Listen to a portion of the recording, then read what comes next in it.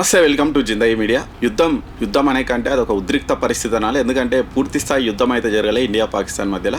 Only మన మీద జరిగినటువంటి టెర్రర్ అటాక్ కౌంటర్గా చిన్న దాడి మాత్రమే వేసారు. నిజంగా యుద్ధమే కనుక జరిగి ఉంటే పాకిస్తాన్ అనేది నామరూపాలు లేకుండా అవుతుంది. అది వాళ్ళకు కూడా తెలుసు. చిన్న స్థాయి ఒక 2-3 రోజుల ఘర్షణకే పాకిస్తాన్ చాలా పెద్ద ఎత్తున లాస్ అయింది. నిజాలు ఒక్కొక్కటిగా ఒప్పుకుంటున్నారు. అసలు నిన్నటి వరకు మా యుద్ధ విమానం కూడా లేదు, మా సైన్యానికి నష్టం కలగలేదు అన్న పాకిస్తాన్ ఇప్పుడు ఒక 11 మంది సైనికులు చనిపోయారు వాళ్ళ పేర్లతో సహా ఇప్పుడు మెల్లమెల్లగా వివరాలు అయితే ఇస్తుంది. దాంతోపాటు దాదాపు ఒక 80 మంది సైనికులు తీవ్రంగా గాయపడ్డారని కూడా చెప్తుంది. అంటే ఇక నెక్స్ట్ ఆ కౌంట్ పెరగబోతుంది. ఇప్పటివరకు 11 మంది అని చెప్పారు కదా, దాని కౌంట్ పెంచనీకే తీవ్ర గాయాలని కూడా చెప్తుంది. ఇక అవన్నీ మనకు క్రమంగా అన్ని కూడా వెలుగులోకి వస్తాయి. కానీ ఓవరాల్ గా ఈ యుద్ధంలో మాత్రం పాకిస్తాన్ చాహు దెబ్బ తిన్నది, కాళ్ళ బేరానికి వచ్చింది. సరే, ఇప్పుడు ఉన్నటువంటి పరిస్థితుల్లో యుద్ధం అనేది దేశ ఆర్థిక వ్యవస్థకు నష్టం చేకూరుస్తుంది కాబట్టి ఒక బ్యాక్ స్టెప్ వేయొచ్చు. అంటే సైలెంట్ అయిపోయారు. ఓకే, వాళ్ళ శత్రువుకు దెబ్బ రుచేందో చూపించి ఇప్పటికైతే ప్రభుత్వం అయితే సైలెంట్ అయింది. కాకపోతే దీని మీద రకరకాల విశ్లేషణలు అయితే వస్తున్నాయి. నిజంగా ఇండియా పాకిస్తాన్ మధ్య జరిగినటువంటి ఘర్షణలో అసలు ఏం జరిగింది, తెర వెనుక ఏం జరిగింది అనేది మనం అయితే ఈరోజు డిస్కస్ చేద్దాం. మనతో పాటు ఉన్నారు సీనియర్ జర్నలిస్ట్ శ్రీనివాస్ రెడ్డి గారు. శ్రీనివాస్ రెడ్డి, నమస్తే అండి. నమస్తే ప్రదీప్. శ్రీనివాస్ రెడ్డి గారు, ఇప్పుడు ఇండియా పాకిస్తాన్ యుద్ధంలో ఇక పాకిస్తాన్ అనుకూల మీడియా కావచ్చు, పాకిస్తాన్ మీడియా కావచ్చు, వాళ్ళైతే మేము గెలిచినామని ఫ్రీది అనుకుంటా ఒక పెద్ద ర్యాలీ కూడా తీసిండు. నిజంగా ఇండియాతో గెలిచేటంత సీన్ ఉందా పాకిస్తాన్కు? ఎందుకు అట్లా వాళ్ళు ప్రచారం చేసుకోవాలి? వాళ్ళు ప్రచారం తప్ప చేసుకోవడానికి ఇంకా ఏం లేదు. యుద్ధ క్షేత్రంలో సోషల్ మీడియాలో గెలిచిరు వాళ్ళు సోషల్ మీడియాలో గెలిచిరు. యుద్ధ క్షేత్రంలో చావు దెబ్బ తిన్నారు. సోషల్ మీడియాలో మాత్రం ఏవో ఎట్లా చావు తప్పి కన్నులట్టపోయినట్టుగా కవరింగ్ ఇచ్చుకుంటున్నారు.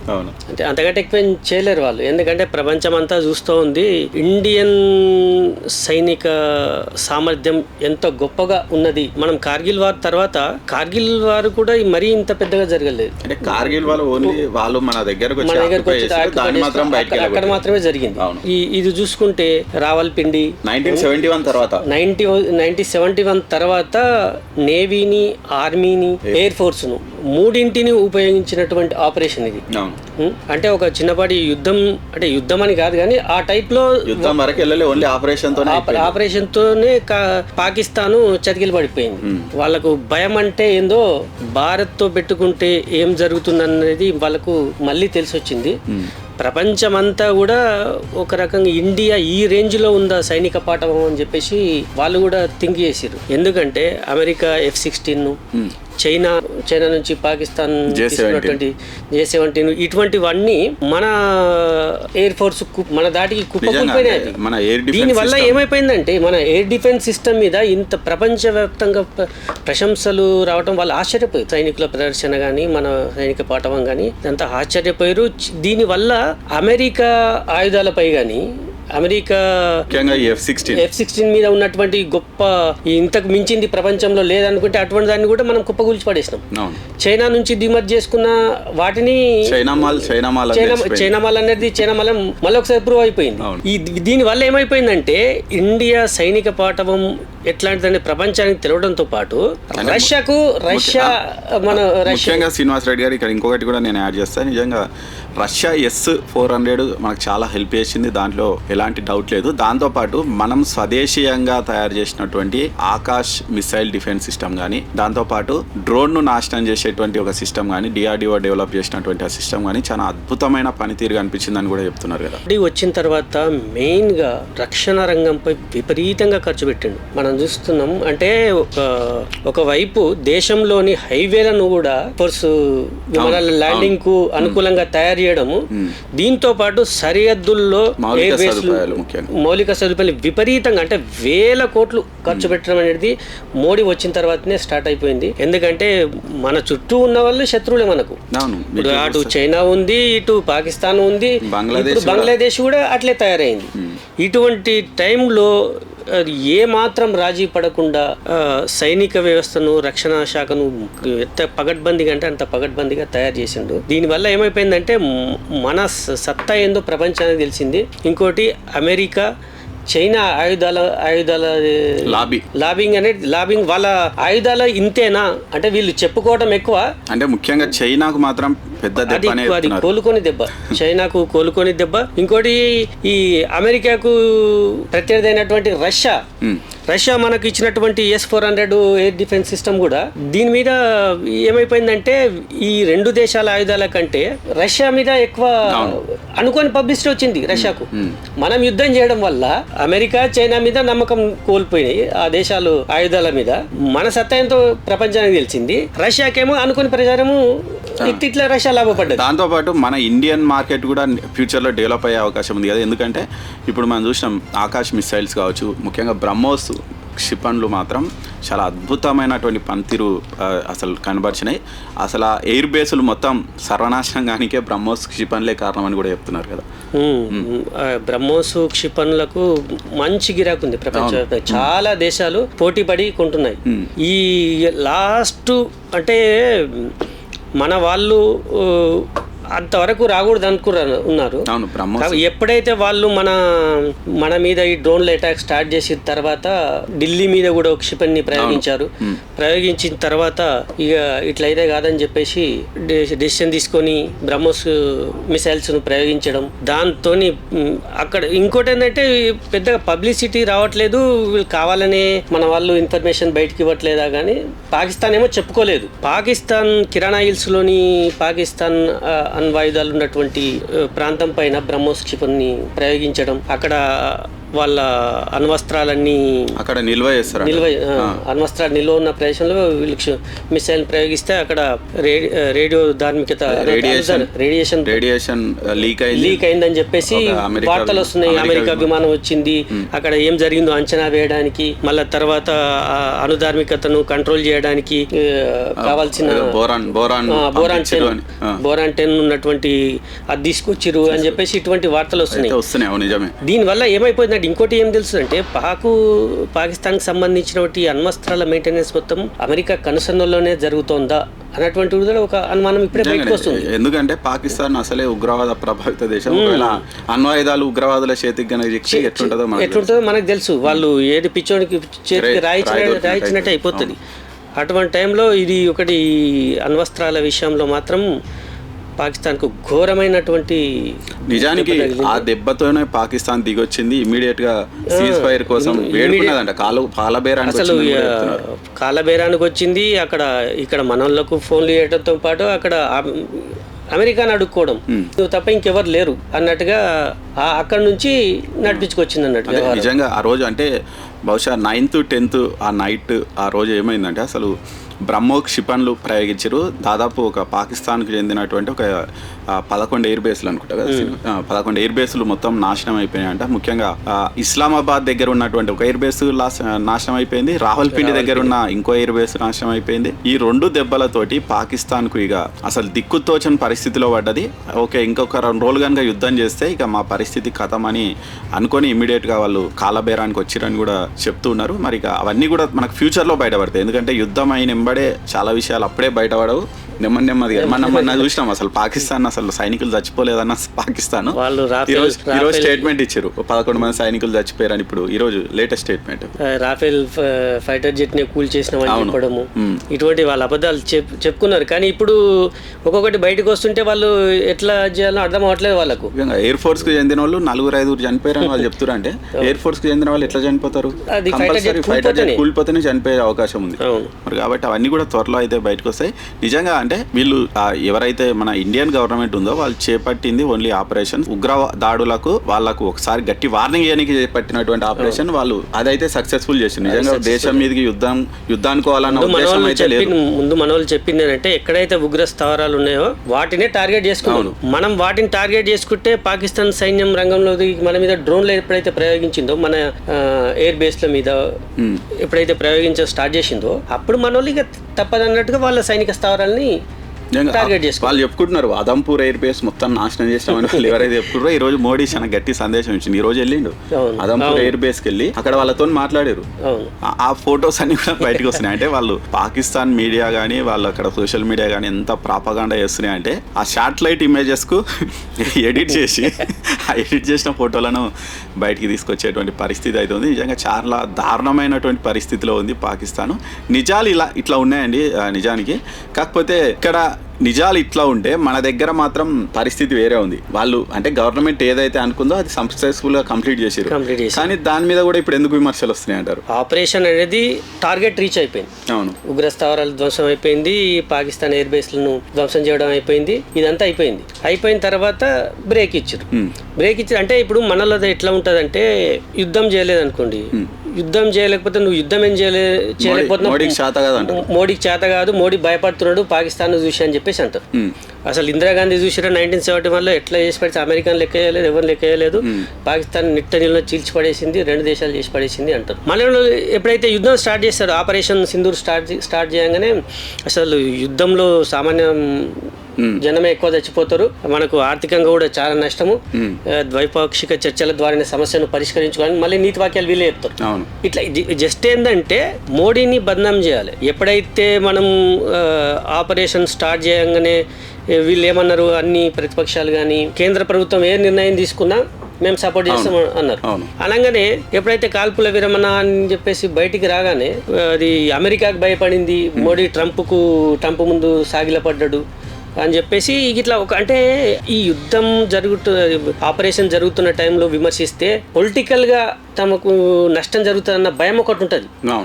ఎప్పుడైతే జరిగిందో అప్పుడు ఏంటంటే వెంటనే ఇందిరాగాంధీని ముందుకు తెచ్చేసి మోడీకి చేత కాదు, అసలు ఇందిరాగాంధీని చూసి నేర్చుకోవాలని చెప్పి స్టార్ట్ చేశారు. యాక్చువల్గా చెప్పుకోవాలంటే ఇందిరాగాంధీ గొప్ప ధైర్యవంతులు, అందులో ఎటువంటి సందేహం లేదు. కానీ ఆమె ఏం చేసింది, 1971లో యుద్ధం జరిగినప్పుడు బంగ్లాదేశ్ స్వతంత్రంగా ఏర్పడడానికి సాయం చేసింది, పాకిస్తాన్ను చావుదెబ్బ కొట్టింది, అక్కడి వరకు ఓకే. కానీ మనకు 93,000 మంది సైనికులు పాక్ సైనికులు మనకు పట్టుబడితే వాళ్ళని అట్లే పెట్టుకొని పిఓకే సమస్యకు అప్పుడు పరిష్కారం చూపించాల్సింది. అది మంచి ఛాన్స్. అది అంతకు మించిన ఛాన్స్ ఎందుకు లేదు అంటే 93,000 మంది నీ దగ్గర ఉన్నారు పాకిస్తాన్ వాళ్ళు నువ్వు చెప్పినట్టు వింటారు. మీరు పిఓకేని ఖాళీ చేసి మాకు అప్పగిస్తారా ఇవ్వరా అని చెప్పేసి అప్పుడు బేరసారాలు చేసినట్టే కంపల్సరీ అప్పటికి కాశ్మీర్ సమస్య అయిపోయేది.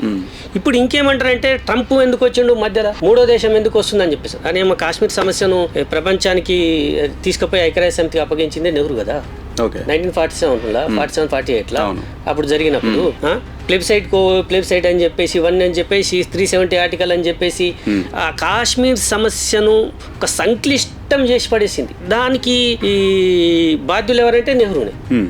అవన్నీ చెప్పుకోరు. ఇప్పుడు శాస్త్రి ఉన్నప్పుడు 1965లో మనకు అప్పుడైనా సరే యుఎన్ఓ కానీ అమెరికా కానీ అప్పుడు ఉన్నటువంటి యుఎస్ఎస్ఆర్ కానీ అప్పుడు వీళ్ళందరూ ఒత్తిడి తెచ్చి యుద్ధ విరమణ చేశారు. అప్పుడు అగ్రిమెంట్ కూడా ఎక్కడ జరిగింది, తాష్కెంట్లో జరిగింది. అప్పుడు తాష్కెంట్ యుఎస్ఎస్ఆర్లో ఉండేది, అక్కడ జరిగింది. అంటే అప్పుడు కూడా ప్రపంచ దేశాల ఒత్తిడి ఉంది, అమెరికా ఒత్తిడి, రష్యా ఒత్తిడి, యుఎన్ ఒత్తిడి, ఇవన్నీ ఉన్నాయి. అంటే అప్పటికి ఒక చిన్న చేంజ్ అయితే వచ్చింది శ్రీనివాస్ రెడ్డి. ఎందుకంటే 1971 యుద్ధం సమయంలో ఇండియా దగ్గర అణ్వాయుధాలు లేవు, పాకిస్తాన్ దగ్గర అణ్వాయుధాలు లేవు. ఇప్పుడు మాత్రం 2 అణ్వాయుధ దేశాలు. ఇప్పుడు అణ్వాయుధ దేశాలు. ఇంకోటి పెద్ద మోడీ చేసిన గొప్ప పని ఏంటంటే ఇప్పటి వరకు పాకిస్తాన్ ఇప్పుడు మన పాలసీ ఏంటంటే మేము ఏ దేశం పైన ముందుగా అణ్వస్త్రాలు ప్రయోగించామని మన పాలసీ.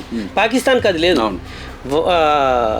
పాకిస్తాన్ అది ఆర్మీ చీఫ్ ఉన్నటువంటి మునీరు ఆయన ఈసారి ఎట్లయినా సరే భారత్ మీద అణ్వస్త్రాలు ప్రయోగించాలని చెప్పేసి పెద్ద బీరాలు వలికిరు. మా దగ్గర మామూలు విషయం కాదు కదా అది. వాడొకటేస్తే మనం 10 వేస్తాం. పాకిస్తాన్ మనకు కొద్దిగా లాస్ అయితే అవ్వచ్చు, కానీ ప్రపంచ చిత్రపటంలో పాకిస్తాన్ ఉండదు. రేపు సూర్యోదయాన్ని చూసే ఛాన్సే ఉండదు. దాని ఎఫెక్ట్ సరే పాకిస్తాన్ మీద పడుతుంది, ఆ పక్కన ఆఫ్ఘనిస్తాన్ మీద పడుతుంది, ప్రపంచం మీద చాలా పడుతుంది, చాలా ఎఫెక్ట్ పడుతుంది. కానీ ఈ టైంలో కూడా వాళ్ళకి ఆ ఛాన్సే లేదు మోడీ. ఇప్పుడు చెప్పిన కిరాణా హిల్స్లోని అణ్వస్త్రాలు ఉన్నటువంటి దాన్ని అక్కడ మిసైల్స్ ప్రయోగించి చేయడం అనేది అఫీషియల్ గా రావట్లేదు. కానీ సంథింగ్ ఈజ్ ఏదో జరిగింది. ఏదో జరిగింది కాబట్టే పాకిస్తాను అక్కడికి ఆగిపోయింది. లేకపోతే చాలా తీవ్రంగా ఉండేది. ఇప్పుడు కాంగ్రెస్ వాళ్ళు చెప్పుకుంటున్నారు నిజంగా 1971 వాళ్ళ విజయంగా చెప్పుకుంటున్నారు, ఓకే మంచిదే చెప్పుకొని. కానీ మరి 1962లో ఏం జరిగింది నిజంగా అంటే మనం దాదాపు కొన్ని లక్షల హెక్టార్ల భూమి, లక్షల కిలోమీటర్ల భూమి మనం లాస్ అయిపోయినాం. అది దాని గురించి ఎందుకు చెప్పుకోరు వాళ్ళు? ఈ సమస్యను, కాశ్మీర్ సమస్యను ఇంత సంక్లిష్టం చేసిందే కాంగ్రెస్, నెహ్రూ. ఇప్పుడు స్వాతంత్రం వచ్చిన తర్వాత సంస్థానాలన్నీ పాకిస్తాన్లో చేరడం, ఇండియాలో చేరడం ఆప్షన్ ఇచ్చేవాళ్ళు. లేకపోతే స్వతంత్రంగా ఉండడానికి ఛాన్స్ లేదు. ఎందుకంటే ఇప్పుడు బెలూచిస్తాన్ స్వతంత్రంగా ఉంటామంటే పాకిస్తాన్లో దాడి చేసి అన్యాయంగా వాళ్ళు ఆక్యుపైడ్ చేసుకుంటారు. యాక్చువల్గా బెలూచిస్తాన్ వాళ్ళు ఇండియాతో కలిసి ఉండటం వాళ్ళకి ఇష్టం ఉండే. వాళ్ళు ఈ ప్రతిపాదన తీసుకొస్తే మనలు ఇటువైపు మళ్ళీ అటువైపు మధ్యలో పాకిస్తాన్ ఉందని చెప్పేసి దానికి ఒప్పుకోలే. ఇంకొకటి, కాశ్మీర్ రాజు ఏం చేశాడు? స్వతంత్రంగా ఉండాలనుకున్నాడు. స్వతంత్రంగా ఉండాలనుకున్న తర్వాత పాకిస్తాన్ ఏం చేసినట్టు అక్కడ ఉన్నటువంటి పస్తున్ గిరిజనులకు తుపాకులు ఇచ్చి వీళ్ళ సైన్యాన్ని కూడా మారువేషంలో అందులోనే పంపి దాడి చేపించింది. వాళ్ళు ఇప్పుడు ఉన్నటువంటి పిఓకే ఉంది కదా, అక్కడ వరకు ఆక్రమించుకున్నారు. నిజంగా అప్పుడు నెహ్రూది ఫెయిల్యూర్ అది నెహ్రూది ఆక్రమించుకున్నారు. మనోళ్ళు రాజుతోని మంతనాలు జరిపి అది చేసిన తర్వాత ఆయన ఒప్పుకున్న తర్వాత విలీనానికి సంతకం పెట్టిన తర్వాత అప్పుడు సైన్యం పంపింది. మరి అప్పుడు ఎవరు అంటే అప్పుడు కూడా ఇప్పుడు యుద్ధం అనేది స్టార్ట్ అయింది అక్కడ పాకిస్తాన్కి ఇండియాకు. మరి ఎవరు ఒప్పించి ఆ ఎల్ఓసిని ఎవరు ఫైనల్ చేశారు? అప్పుడు ప్రపంచ దేశాలే కదా. అప్పుడు ప్రపంచ దేశాలే. మళ్ళీ నెహ్రూ ఏం చేసిందంటే అప్పుడే ఏదో ఒకటి ఈ కాశ్మీరు ఉన్న ప్లేసు రాజు ఎక్కడి వరకు అయితే పరిపాలించిండో అదంతా తీసుకోవాల్సింది. అక్కడ నుంచి పాకిస్తాన్ వాళ్ళు ఎక్కడైతే ఆక్రమించుకున్నాడో అక్కడి వరకే దాన్ని కంప్లీట్ చేసి పడేసి అక్కడి వరకే కంప్లీట్ చేసి పడేసిర్రు. అది పిఓకే అనేది అట్లే ఉండిపోయింది ఇప్పటిదాకా. ఆ 65లో కానీ 71లో కానీ ఎటువంటి మనమేమో ప్రతి యుద్ధంలో మనం యుద్ధాలు గెలిచినాం, కానీ మనం లాభం లేకుండా పోయింది. అట్లా కాంగ్రెస్ వల్ల వీళ్ళు ఇందిరాగాంధీ గురించి గొప్పలు చెప్పుకున్నా, నెహ్రూ గురించి గొప్పలు చెప్పుకున్నా కూడా దానివల్ల ఫలితం వల్ల మనకు ఒనగురింది ఏందనేది ఇంచు భూమి కూడా ఎక్స్ట్రా ఈ ఇంచు భూమి కూడా మనం ఎక్స్ట్రా రాలేదు. అవును, అప్పుడు కూడా 4-5 వేల మంది సైనికులు చనిపోయారు, కోట్ల రూపాయల మిసైళ్ళు ఇదంతా ఆర్థికంగా ఎంత నష్టమైనా కూడా మనకి ఎటువంటి ప్రాఫిట్ రాలేదు. అవును, ఇప్పుడు అదే కాంగ్రెస్ వాళ్ళు మళ్ళీ ఇప్పుడు ఇందిరాగాంధీతో పోల్చడం, మోడీకి చేత కాదు ఇందిరాగాంధీని చూసి నేర్చుకొని చెప్పడం అనేది వాళ్ళు దీన్ని కూడా రాజకీయం చేస్తున్నారు. జస్ట్ అదే పొలిటికల్ గా దాన్ని జనాల్లో ఒక రకమైన మభ్య పెట్టడం ఉంటుంది. జనాల్లో ఒక రకమైన అబద్ధాలని, అసత్యాలని ప్రచారం చేయడం అంతే. ఓకే, అంటే మోడీ ఇమేజ్ డ్యామేజ్ ఓడిపోయినా సరే వీళ్ళు ఏంటంటే మోడీ ఇమేజ్ డ్యామేజ్ కావాలి, ఓడిపోని ఇండియా ఎక్కడైనా పోని దేశం మీద కంటే వీళ్ళకు మోడీని బదనాం చేయడం ముఖ్యం. అది అట్లా నడుస్తుంది నిజంగా. అంటే మొత్తంగా ఓవరాల్ గా ఈ యుద్ధంలో మనం ఏం ప్రయోజనాలు అయితే సాధించామట? ప్రపంచ దేశాలకన్నిటికీ భారత్ సత్తా అనేది ఏంటో తెలిసిపోయింది. రెండోది అమెరికా, చైనా ఆయుధాలు కూడా చైనా మాల్ ఏవైనా కూడా మనతో సరితూగలేవు. మనం తలుచుకుంటే వాటిని కూడా కొట్టేయగలము అన్నది ఒకటి తెలిసింది. ఈ మేక్ ఇన్ ఇండియా ఆయుధాల సత్తా కూడా తెలిసింది. రష్యాకు గొప్ప పబ్లిసిటీ వచ్చింది దీనివల్ల. దీనివల్ల ఏమైపోతుందంటే ఈ ఆయుధ లాబింగ్ ఇది ఉంటది కదా, ఈ అమెరికా, చైనాల కంటే రష్యా, భారత్ వైపు చూసే అవకాశం ఉన్నట్టు ప్రపంచ దేశాలు ఏవైనా ఆయుధాల కొరకు ఇప్పుడు మన సైడ్ చూసే అవకాశం ఉంటుంది ఎక్కువ. ఇప్పుడు బ్రహ్మోస్ పని కూడా ఇండియా, రష్యా కలిసి డెవలప్ చేసినాయి. ప్రపంచ దేశాల్లో దానికి చాలా గిరాకీ ఉంది. ఇప్పుడు S-500 సిస్టమ్ కూడా ఇండియా రష్యా సంయుక్తంగా తయారు చేయాలన్న ఒక ఆలోచనలో ఉంది. ఎందుకంటే రష్యా కొంచెం ఈ యుద్ధంతో కొంచెం అయితే వీక్ అయింది, దాంతో ఇండియా వైపు ఉక్రెయిన్ యుద్ధంతో వీక్ అయిపోయినా కూడా ఇది దీని వల్ల మాత్రం చాలా ఆయుధాలకు మాత్రం మంచి గిరాకీ ఉంటుంది.